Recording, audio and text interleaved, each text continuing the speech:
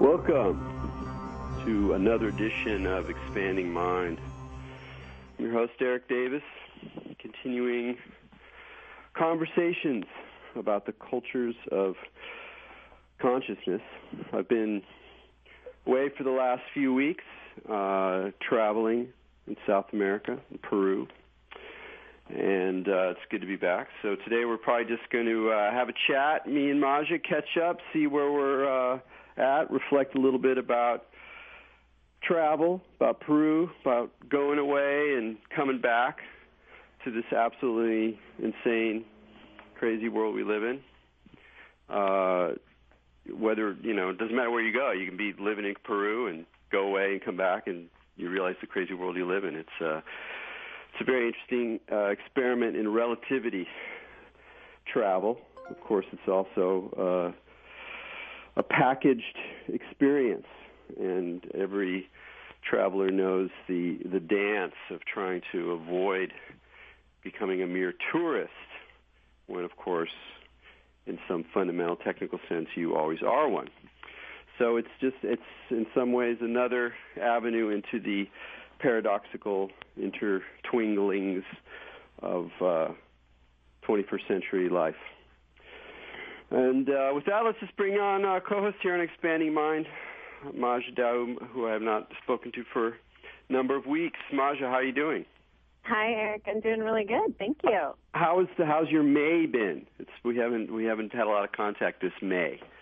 I know, it's been a while. May for me has been pretty good. I've had a good May, but in keeping with larger themes, the month of May is actually National Mental Health Month. I don't know, did you know that? I did not know that.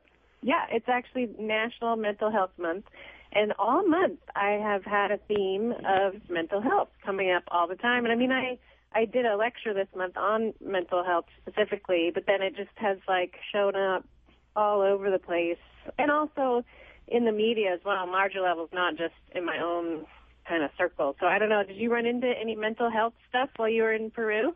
Well, in a way, it's always that just thinking about other cultures and how they organize psychic reality inevitably raises these issues. Even the language of mental health versus more spiritual ways of understanding this, and also just thinking about the ways that different societies weave psychological aberration into their network of reality. So it always kind of comes up in a striking way, and of course, the whole I guess we call it the horrible tragedy of in UC Santa Barbara. Yeah, that totally affected everybody, and people were talking about that. And as a Californian and someone who watches these kinds of things as these sort of symptoms of God knows what, that was inevitably part of the vision as well. So I think that will definitely weave into our story. And it's also kind of interesting. It's why does one travel? It's especially these days where when you travel, it's another kind of experience of the complexities, hazards, toxicity,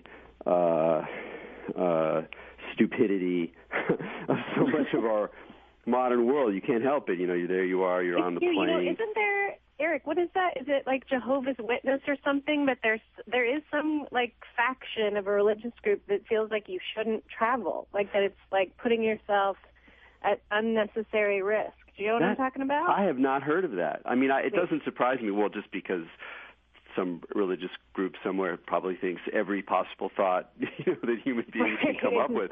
But that makes sense. I mean, one of the things I said before. I mean, it's kind of a paradox where you. If you're as a traveler, if you're going to a recognized destination, and I had never considered really going to Peru because I was interested in traveling other places, and just never really came up.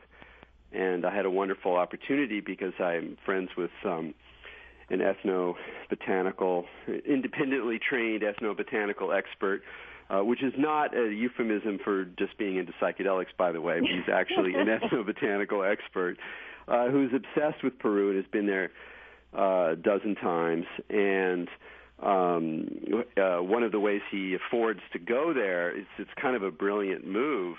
More people should do this, is you kind of act as a tour guide, and you set up a tour. You deal with the tour agencies, and you get the bus, and you get the deals at the hotels, blah, blah, blah, except you just do it for your friends.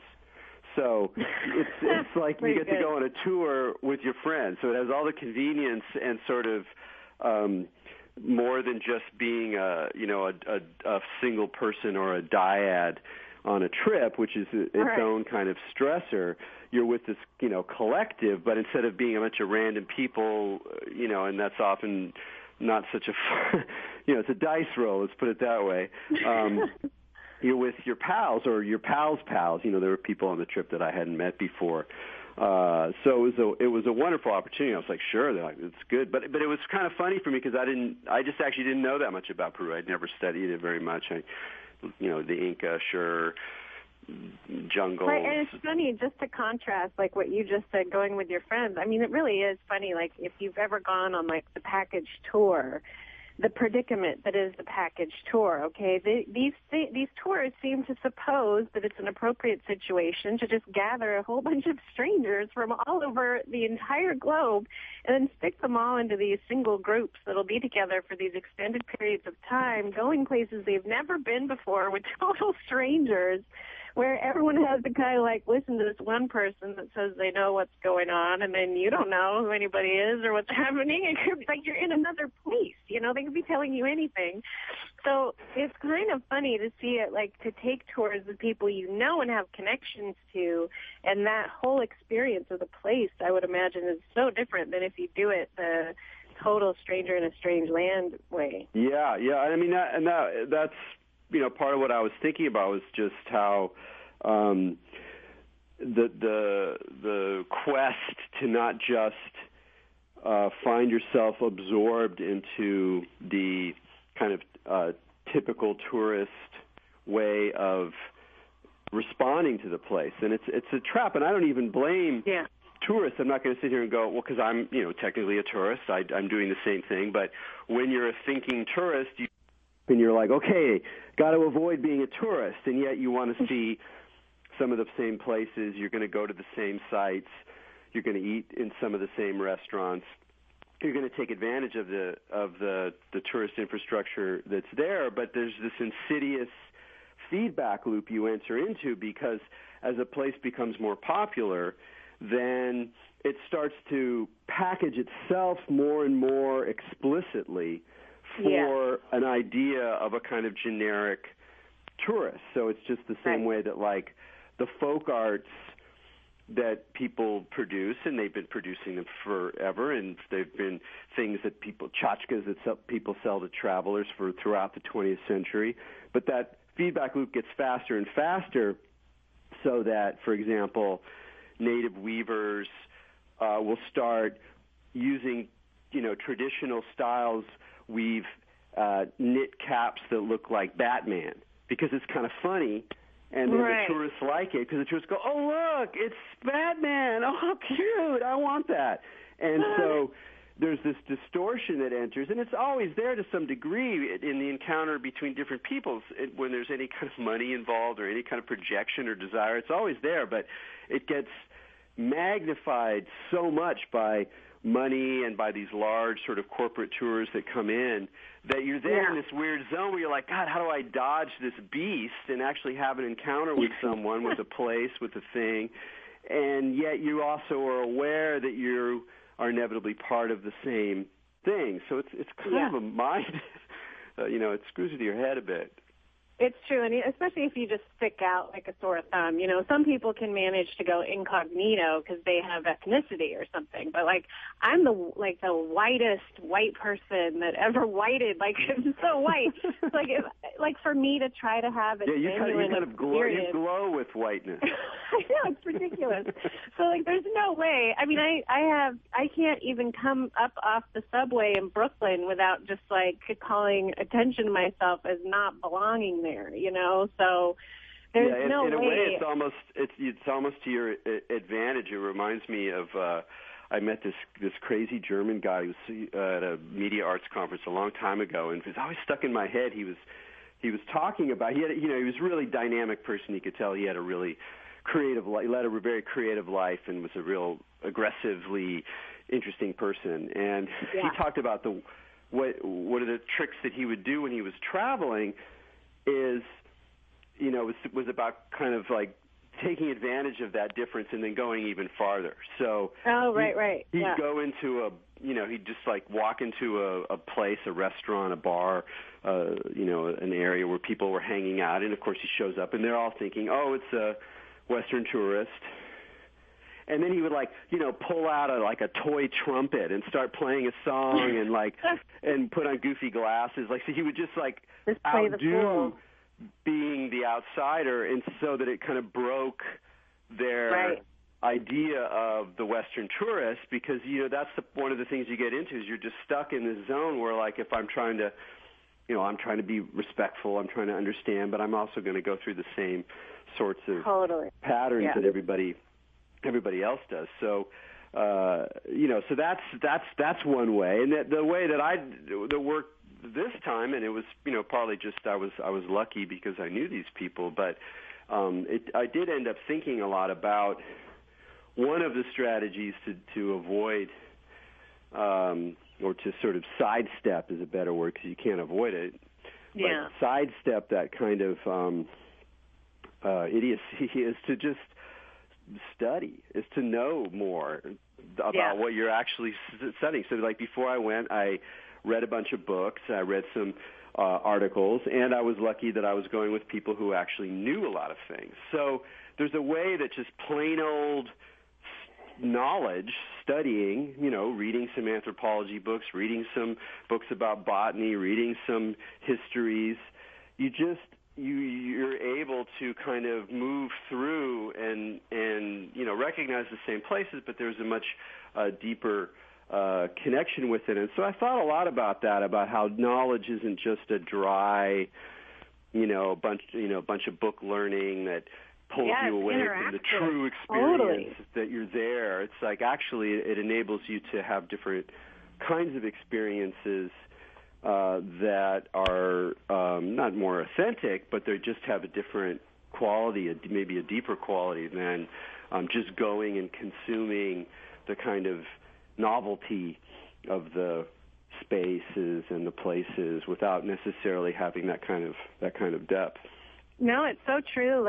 Every time I've traveled to places really far away, I read so much, and then the way it becomes interactive for me, right, where I get to kind of use my user interface or whatever nerdy thing you want to call it, but you'd be out there and you'll see the name of the thing that you read about, and you'll be like, oh my God, that's right over there, let's go check it out. Or you'll be able to have a deeper experience because you'll seek out the places that seem more amenable. So, there's a lot that can be done through just chance and circumstance and going surrealist style, but if you do take a little time beforehand, you can kind of find out what amazing, magical things other people have discovered there and take advantage of it. Yeah, and I think they both play off each other. In fact, I think sometimes it's easier to get to the surrealist synchronicities if you also, have built some kind of platform. Not necessarily. Sometimes the total random dice roll is really going to be where the magic lies. In this case, it was actually really very rewarding because one of the things that I studied a bunch beforehand and that we paid a lot of attention to throughout the trip was just these elements of Incan architecture, and I hadn't quite appreciated just how amazing the civilization of Peru is, because we think of the Incas as, one of the great civilizations of the New World, but it was really only about 150 years old as an imperial force when the Spanish encountered them. And they were new.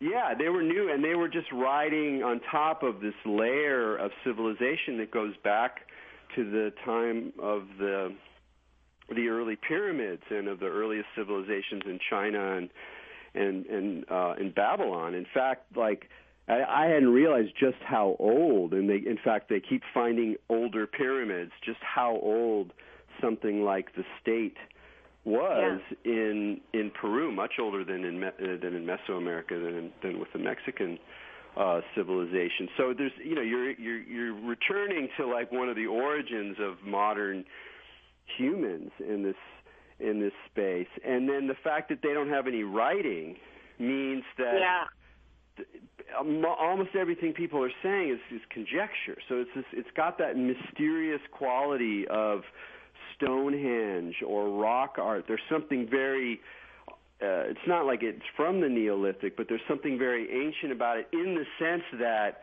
we really just don't know. I mean, they know a lot about what the Incans thought because they were people who were, talking to the Spanish, and they wrote stuff down, and there's a lot of material, but at the same time, especially when you go farther back before the Incans, it gets very mysterious. So there's a lot of that wonderful mystery that is just, how are you going to read these rocks? How are you going to read the organization of these temples? How are you going to see the way that they did certain things? But at the same time, there's things that are very visible, and the part that really intrigued me as I'm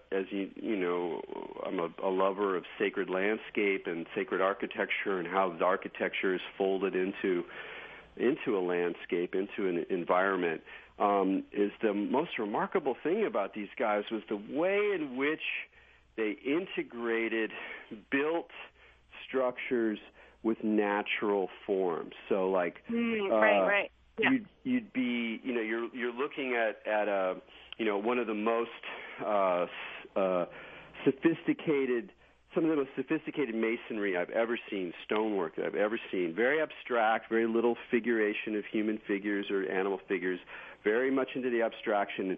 And sometimes almost kind of like a grid, these X's of massive blocks of stone. But then right in the middle of a wall, there'd be like a natural stone outcropping that just kind of sticks out. Right, like rust.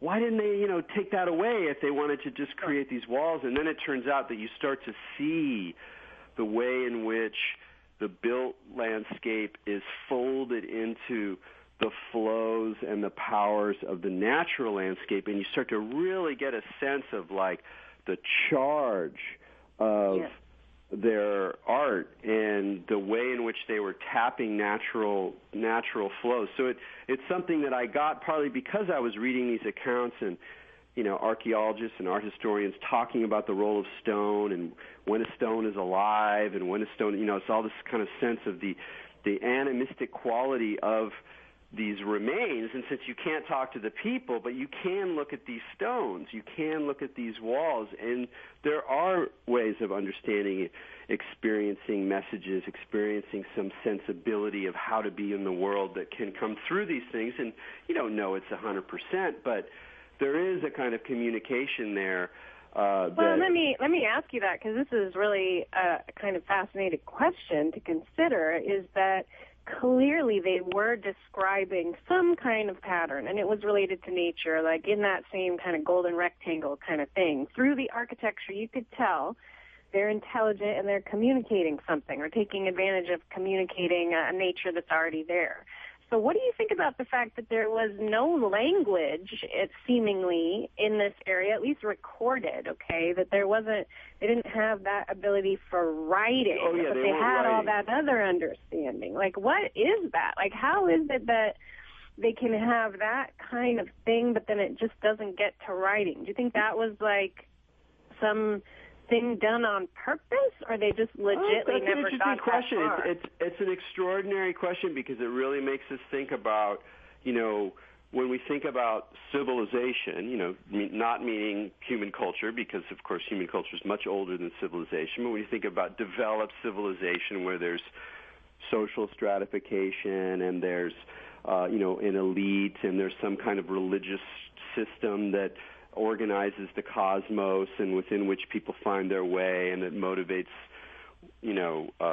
these sort of larger forms of and complex forms of society, you think like, well, there's got to be writing. I mean, there's always writing. There's Chinese characters and cuneiform and hieroglyphs and da-da-da, and it's like, no. There actually doesn't have to be. Now, they did have a recording device. I'm actually, the name of it's slipping my mind. I feel ashamed for my own idiocy. But these systems of knots in strings that were clearly used to count and keep records of a certain sort. Although they're not really decrypted. I don't think people really have a. In fact, I'm sure people don't really have a really clear idea of how they worked, but they were clearly used for some kind of recording, because it's hard to imagine how you'd have a state without any way of recording information over time. And clearly also you have people's memories, which can maintain a lot. But it's sort of it's kind of a wonderful reminder that some of these things we think of as being absolutely necessary aren't absolutely necessary. Another example is some of the earliest civilizations cities in Peru are from cultures that don't have ceramics, and when they discovered those were the first examples of civilizations that didn't have ceramics. They always thought that ceramics, thought that was a given. You had to have ceramics, otherwise you're not going to have a way to hold goods and record things. And I'm not exactly sure what all of the particular reasons were, but it's another example of how you don't always get the whole picture. So it's really a remarkable a remarkable thing. And then so one of the paradoxes that I remember we talked a lot about was an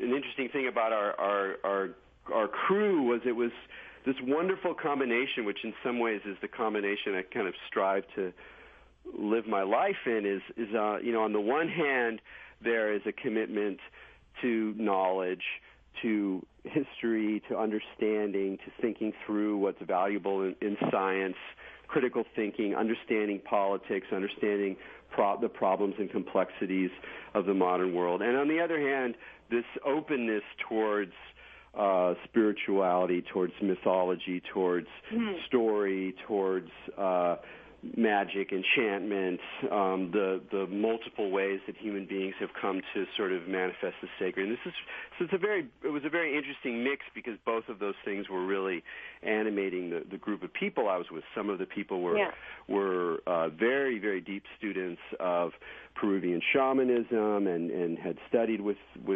masters in different traditions in Peru, and then other people have these more sort of scientific, archaeological knowledges, and so it was a very wonderful mix. And one of the things that I found myself contemplating that I've thought about before with Mesoamerican civilization is that on the one hand you have these groups that are so clearly deeply nature-oriented in their cosmology. I mean, to use the term in an overly broad way, they're very pagan. There's very much a sense of cyclicity between human and natural environments, between animals and stars and water and stone and earth, and it's this all of these elements that we have lost so much of in the West, and that so many people lament the loss of, that we live in this world of abstraction and technology, and we're detached from these currents and flows, and that a lot of the spiritual practices that we talk about in the show are people trying to recover and reanimate and re-enchant the world. And so here you go, here these guys had it. They were living it. The stone was alive. It's alive with spirit. There's connections to the animals, da-da-da. But there's still just, imperialists. They're still like taking over local people, extending their empire, extraordinary, thousands of miles along the Andes, absorbing other groups, going into other groups and saying, oh, well, we'll take your God and bring it back to our hometown of Cusco and setting it up. And so it's this weird, like, wait a second, they're both things. It's both the state that I hate, that I see around me taken to a crazy technological level in our globalized world, and it's the appreciation and art of living with natural flows and powers and animal spirits and this whole rich, a kind of enchantment. And I'm like, it's both and, so it's a very... Well, it's kind of amazing, too, like to think and consider for a moment the implications of what you're saying. It's like there's the most kind of shamanically grounded human beings living that life there in that place, where at the same time, occupying the same time and space, are these kind of like greed demon parasite individuals that are literally raping the earth of the oil and minerals and just taking everything they want. And somehow there's two human beings, almost like different species, are occupying that same place, Yeah, well, they're not quite. They're certainly not as bad as the Spanish who come. That's the other thing, is that the story of the conquest of that place is just this bloody nightmare. Brutal. I mean, oh my God, it's extraordinary, and it's so it's very, very real and dense, in with all that the kind of thickness of history, and so it's really, really an extraordinary place. I was really surprised, and we went to Machu Picchu at the end of the trip, and I was pretty nervous about that, because I sometimes things go bad in my head when I go to hyper tourist places like the Parthenon or wherever, where there's just too many people, and many of them are there in a very casual way where they don't really pay attention, and they're just at the Parthenon, it was terrible. Like, you go in and you're looking at this thing that you can't even believe was built by human beings. You're like struck in the most intense awe and wonder ever, looking at this like marble sculpture someone made with their hands, and then there's like some like woman picking her underwear out of her butt in front of you that's like chewing gum and looking around and bored on her cell phone, and it becomes this like extraordinary. There's really nothing quite like that kind of tourist moment where you taste the sort of horrible idiocy of our world, and it's partly because you also have this desire for something else, and in a way that desire is very beautiful, and it can be informed by sensitivity, but it's also because you want to escape the world you live in, and there you are looking at the pure evidence of the world you live in, and it can be a very disturbing experience. So I was very concerned about it. It was also incredibly expensive. I mean, it's a racket basically to go to Machu Picchu, and it's much worse now than it was 5 years ago, which was worse than it was 10 years. It's just ramped up into a big, money suck, and you're basically getting on a ride, where you every step of the way it's all set up for money extraction and blah blah blah. But the place was so extraordinary. There was such fineness of masonry, so many powerful conjunctions of rock and particularly the way in which it was embedded in the landscape was so powerful that it really didn't matter. I mean, one of the marvelous things about the way that the Incans sort of animated the stones they used, both the stones that they worked and the stones, the more natural stones that they incorporated into their sites, is that they had this idea. Some people call them echo stones. So you're walking around a site, and there's let's say this natural shaped stone that's embedded very consciously onto a platform, and you notice that the shape of the stone echoes the shape of the distant mountain. Wow. And the whole idea is that it's not a representation of that distant mountain. It's like a way of drawing or focalizing the energy of that mountain. Yeah, that's like one of the theories of the pyramids is that they echo the belt of Orion, right? So exactly. It's the same concept, and that's really what a lot of occultists view as above, so below. As it's exactly. a comparison, it's a metaphor. So if you do like the likeness of the thing, it draws the energy of that thing into that place. Right. Yeah. And you can, in this context, it's like being sensitive to that. It's not like an enormous leap. You can feel it. You feel you're in that world of correspondences, and so suddenly like things become alive, even if it's the people are gone. It's overlaid with all these hyper modern tourist layers, and there's tour guides and people wearing T-shirts and all that kind of stuff. There's still this sort of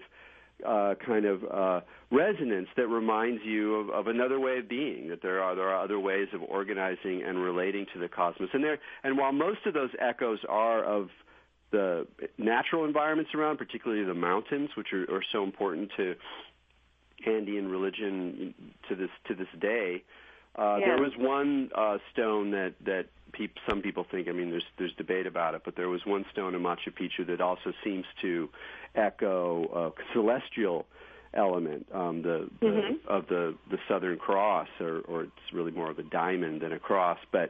And that's so you really get that sense of the ways in which the different levels of reality are also linked, which in their cosmology is a three-level of a kind of upper world and our world and a lower underworld, and how all those are linked between these resonating webs. Yeah, the holograms, right?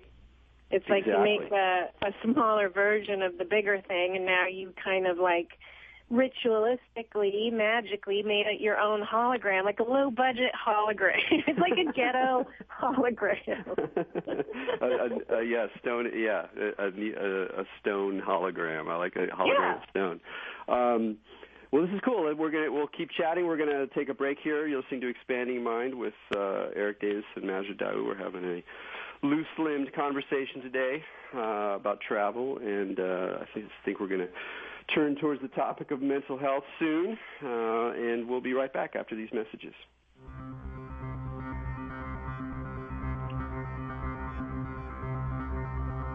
Welcome back to Expanding Mind on the Progressive Radio Network. This is Maja Daou, and I'm here today with Erik Davis. We are chit-chatting on the state of the nation, or more appropriately, the state of ourselves, as we are right now. Before the break, we were talking a little bit about the stones and stuff like that, and there's a good segue, surprisingly enough, for the mental health topic that came up earlier regarding the stones, because one of the things I was researching the most with mental health is some of the treatments that they give, and also researching some of like the way back in the day treatments that people would give, like folk remedies or in ancient Taoist medicine or even like Ayurvedic. What are some ways that other cultures treat it? And surprisingly enough, it's with like these rocks or metals is kind of seems to be the thing. So people use the rocks in the architecture, and a lot of people like study crystals and all those kind of ideas about the power that's in rocks, but they're also one of the main strategy treatments for mental health issues, which I always think is amazing, because it's like in Chinese medicine they give you heavy metals or like shells or stones or oyster shells, things that are like heavy or earthy or come from, rocks in the earth to kind of weigh you down because you're floating away like in your head, right? And then, of course, one of the main treatments that they have for it pharmaceutically are the lithiums, and, they actually do treat it with heavy metals and kind of stones. So I always think about that, like how could it be that just putting earth into your body would then somehow alter your state of mind out of a hyper mental one and sort of back into your body? That's a wonderful question. I mean, I mentioned before about how what particularly interested me before I went there was this question of rocks and of the animating power of rocks. And I've thought a lot about that. I mean, we've talked about animism on this show a lot, or the kind of new ways of thinking about an animist worldview. And, within that worldview, you can think about the animation of clouds or of plants or of all sorts of things. But for me, like the rock is almost the best place to tune into that, because from our given Western perspective, there's nothing that's more dead than a rock. There's nothing that's more empty of any kind of energy or life or potential. I mean, in some physics sense, there is some kind of, it can be used as a battery or whatever. But basically, it's off the charts of animism, and yet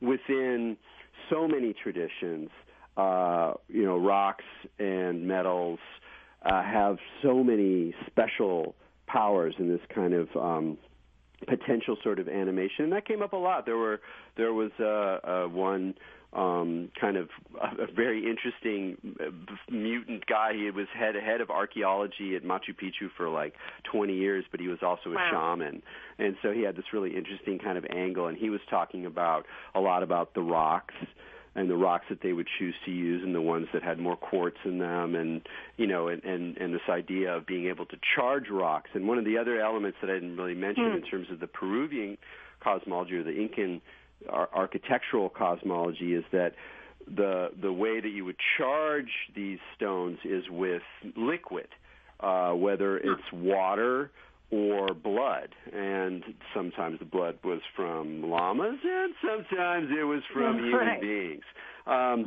But the whole idea that you would sort of charge things, but not just because stones were dead, but that they had it's like almost like they had a different rate of flow, and you sort of intensified their flow with the more obvious flow of water. Like in Santeria, right, they have their Elegua stone, and they charge it with blood. Like that's exactly what they do. Yeah. Sure. And it was interesting. There was a lot of also stones. One of the Peruvian traditions, which is not so well known here in the States, which is kind of interesting because South American shamanism is so hot these days. But they have, a different shamanic tradition that's not as primeval, perhaps, as jungle ayahuasca shamanism, but it's San Pedro shamanism, where they heal through the use of the psychedelic cactus San Pedro, which is actually, throughout our world. I mean, you see them every day. People have them in their backyards. They just don't know that they have mescaline in them. And they're very powerful allies. And the healers that, in one of the traditions in Peru, or one set of traditions from the North Coast, the healers that use this medicine also have these very elaborate ritual tables called mesas that are filled with objects, and the objects on these tables, they're also participating in that cosmic web of correspondences that we talked about earlier, the way that the stone would echo the distant mountain. Also on these mesas, there's often a lot of stones which themselves are echoes of specific mountain powers that the shamans will work with. So you still have that idea of these kind of power objects, and some of them are very specific stones. There's a lot of meteorite in the Andes, and some of these are meteorites that some of the elements have been used in Incan implements. And they also use keys a lot. They use colonial keys, those big, heavy metal keys from the 17th century as sort of symbols, but not just symbols. They're also kind of operative objects. They're objects that have their own. Well, it's kind of like the idea with the rocks, I always say, is like magic wands, right? So a magic wand has the magic because it's a tree, right? So the idea of a wand's magic and how it's made out of like an oak, now you have the whole power of a giant oak, but just in like this little object you can hold in your hand. Similarly with the rocks, if you have like a little quartz crystal, now you have that whole power of quartz crystal that you can kind of like carry around in your pocket, right? So you got a key. Now you have like that whole power of the key, and you can just have a little object you can carry. Exactly. Yeah. And so here's a question that's coming up for me now in terms of also your own work and seeing the people who come to you and the people who are having mental difficulties and the whole struggle to heal in our world today, where on the one, again, to keep coming back to this split, on the one hand, we see the way that the Western paradigm is insufficient, and then there's a draw towards these animist models. We have so much spiritual desire, and one of the things going to a place like Peru, I almost feel embarrassed when I got back that I didn't take any drugs. It's like, no, I didn't go to the jungle and have ayahuasca. I'm sorry. It's like I didn't, because that's like, it's so much a part that's what tourism in Peru is for many people. And in fact, we could see groups who weren't necessarily people who were drinking substances. There's also people who go there who are whatever you call them, New Age tours, and they're in the sites, and there's all these people, usually middle-aged women, and they're like, putting the objects in the water, and they have their different colored staffs, and there's someone who's a shaman or a quote-unquote shaman. I don't really know how to characterize them.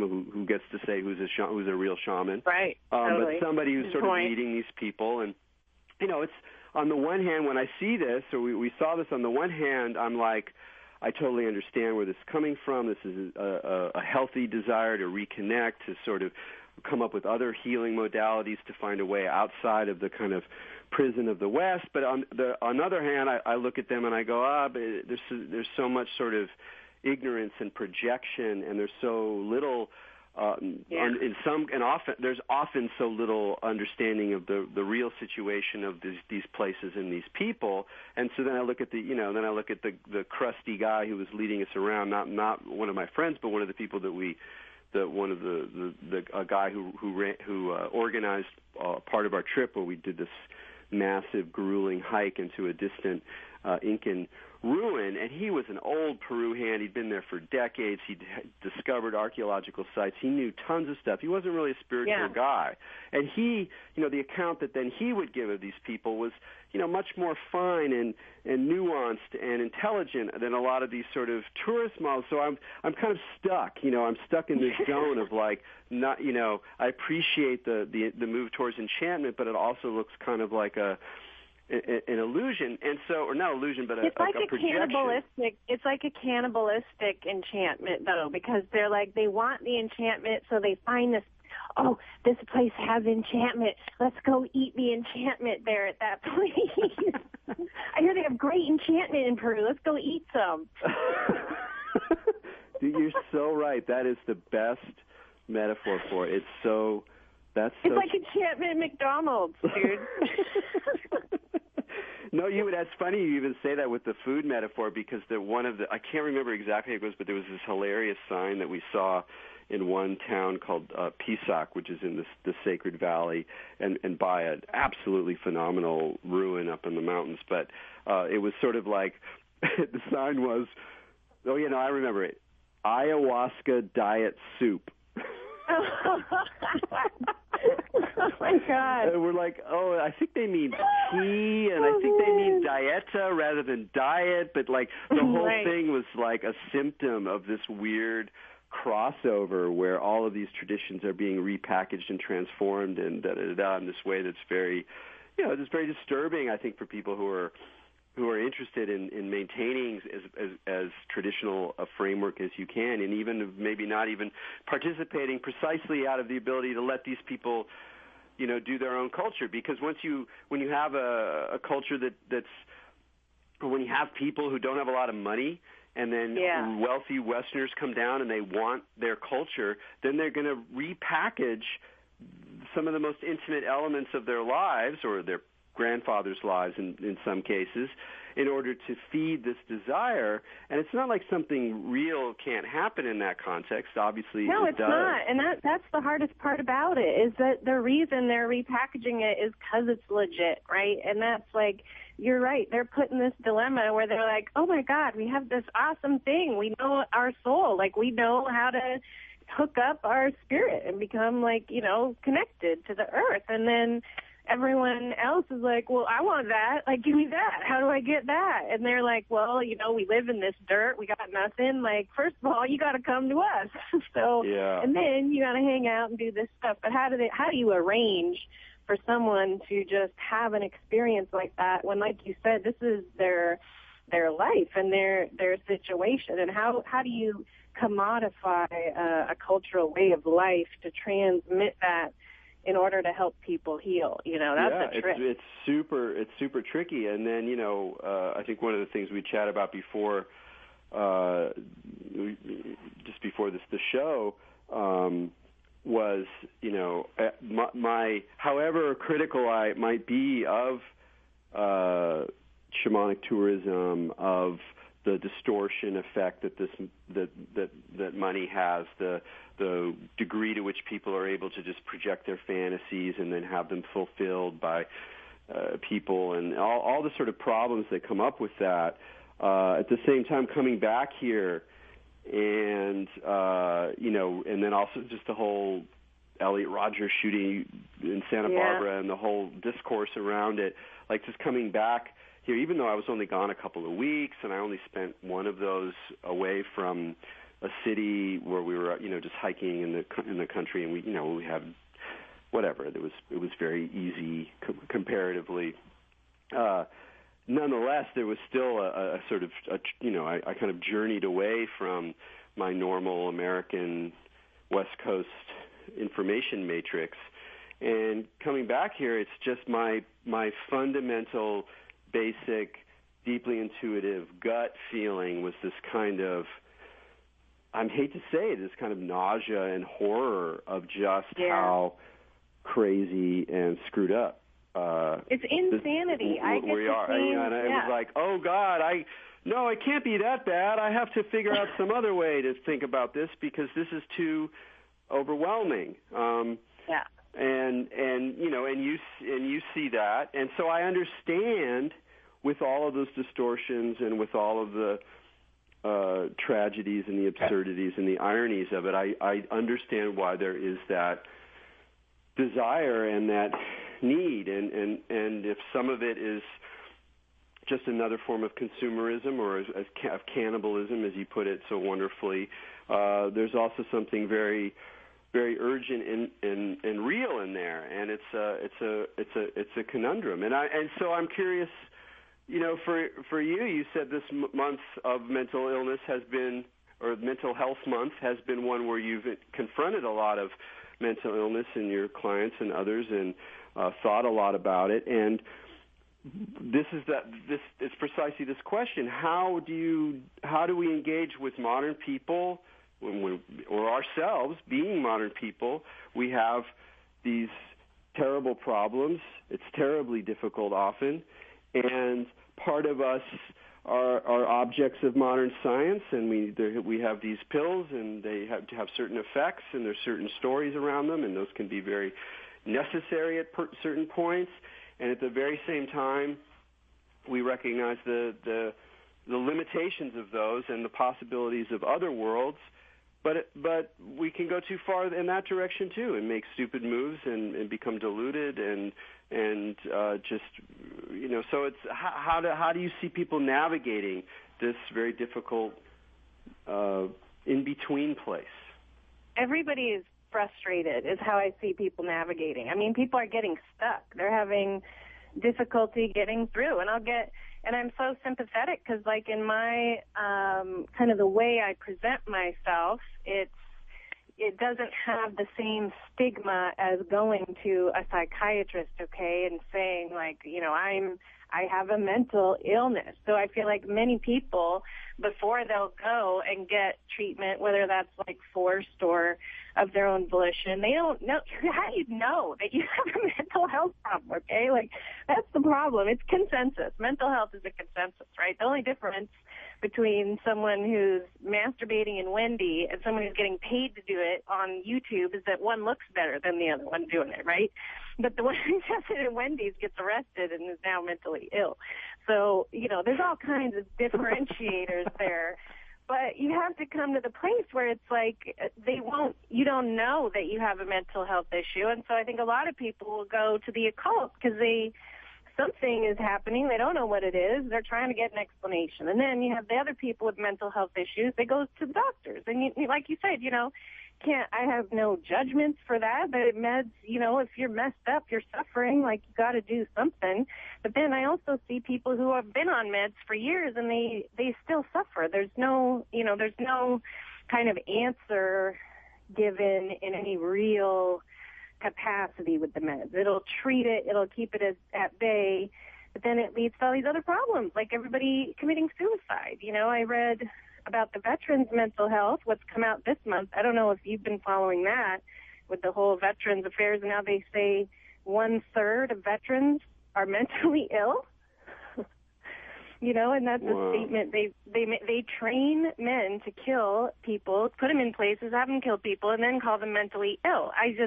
You cannot make a diagnosis of someone as mentally ill that you have programmed to perform this function, and then have them come back and they're violent, and now you're going to call them mentally ill. So anyway, what they did, they've developed this brain chip now. This just came out in the news that they're going to try to put into vets' brains to treat PTSD, and this is like that treatment. So it's like, you can't win. You can That's deal so with horrifying. it. And it's funny, too, because just we always have to remember, like in this conversation, we've used the phrase mental health and mental illness a lot. We started out talking about it. We did it. And we all more or less know what that means. And we can use those words sort of, transparently. But we forget, and we always have to remember and should remember, that those are very ideological words. They're very loaded words. And one of the things that they disguise that we forget, particularly, in the West, is that they disguise a whole assumption about mental life, psychic life, the life of the mind, the life of the soul. They disguise it as just the way things are. And what that they disguise is the notion that these things are not a matter of meaning, and they are a matter of machine, of physiology, of determined mechanisms. Yeah. That's what I say. I'm like, listen, it's considered mentally ill to have hallucinations and disassociate from reality when you're awake, but not when you're asleep, right? So, it's absolutely normal for every single human being to have delusions and disassociate from reality as long as it's done after a certain time at night, right? So the idea, like you said, of defining it, of trying to do it, we're not looking at what we are as human beings to get a good definition of that, I don't think. And like you said, it's wiggly. And so then when you see is that hidden, that's the trick about. There's a lot of tricks about it. One is that it's not effective. It's not that the mechanist model doesn't work in many cases.